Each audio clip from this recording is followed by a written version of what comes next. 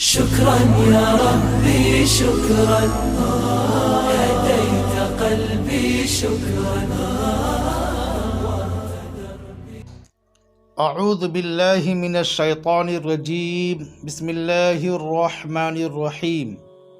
اعلموا انما الحیاة الدنیا لعب ولہو وزینة وتفاخر بینکم وتکاثر فی الاموال والاولاد كمثل غيث أعجب الكفار نباته ثم يهيج فتراه مصفرا ثم يكون حطاما وفي الآخرة عذاب شديد ومغفرة من الله ورضوان وما الحياة الدنيا إلا متاع الغرور.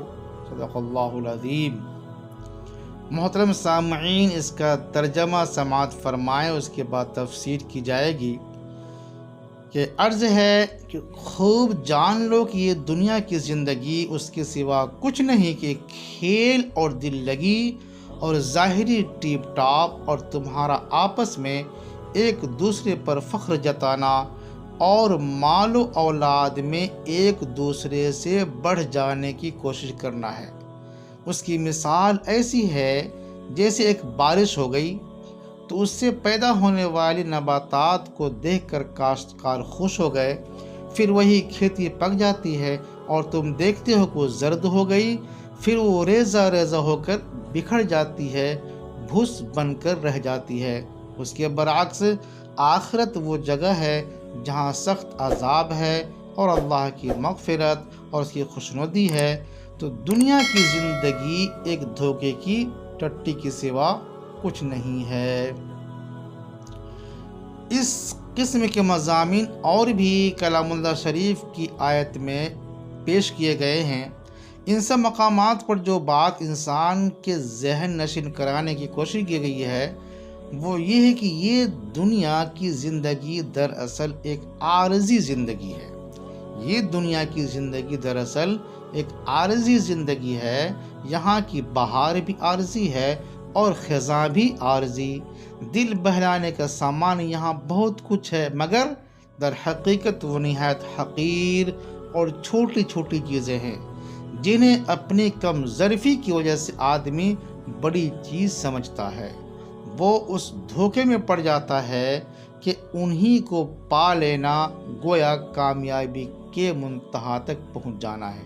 حالانکہ جو بڑے سے بڑے فائدے اور لطف و لذت کے سامان بھی یہاں حاصل ہونے ممکن ہیں وہ بہت حقیر اور صرف چند سال کی حیات مستعار تک محدود ہیں. اور ان کا حال بھی یہ ہے کہ تقدیر کی ایک ہی گردش خود اسی دنیا میں ان سب پر جھاڑو پھیر دینے کے لیے کافی ہے.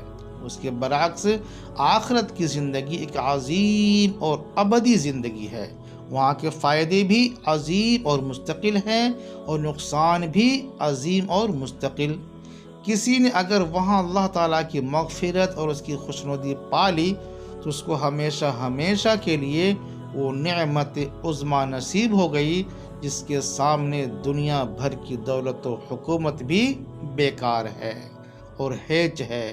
اور جو وہاں خدا کی عذاب میں گرفتار ہو گیا اس نے اگر دنیا میں سب کچھ بھی پا لیا ہو جسے وہ اپنے نزدیک بڑی چیز سمجھتا تھا تو اسے معلوم ہو جائے گا کہ وہ بڑے خسارے کا سودا کر کے آیا ہے.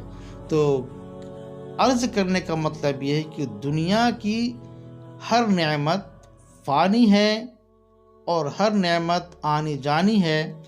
آخرت کی ہر نعمت دائمی ہے تو اس کے لیے ہمیں فکر کرنی چاہیے. یہاں کی نعمت دائمی بھی نہیں ہے، مستقل بھی نہیں ہے. وہاں کی نعمت دائمی ہے اور مستقل ہے. اللہ ہم سب کو صحیح فہم عطا فرمائے، صحیح سمجھ عطا فرمائے. وما توفیق الا باللہ علیہ توکلت و الیہ انیب.